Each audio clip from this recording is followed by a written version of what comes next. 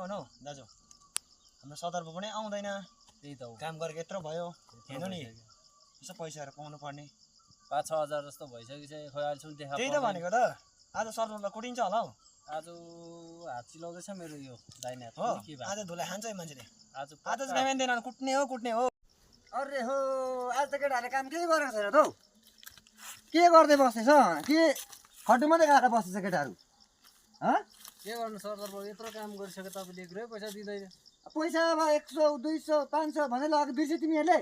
के को पैसा लान्छ सदरको हाम्रो 8-9 हजार पाउन भइसक्यो तिमीहरूले पैसा कति लाग्यो हिसाब गरेर 6-7 हजार राखिसक्यो कति लागेको छैन त साथै काम मात्र दल छ पैसा त दिँदैन यो सर सरलाई त त्यस्तो कुरा होइन तिमीहरू खाना बनाएर उभाउँछ नि तर खाना बनाएर उभाउँछ म तिमीहरूलाई पैसा त आएछ काम गर्छ हातले पैसा के गर्नु देऊ न पैसा यहाँ पैसा देऊ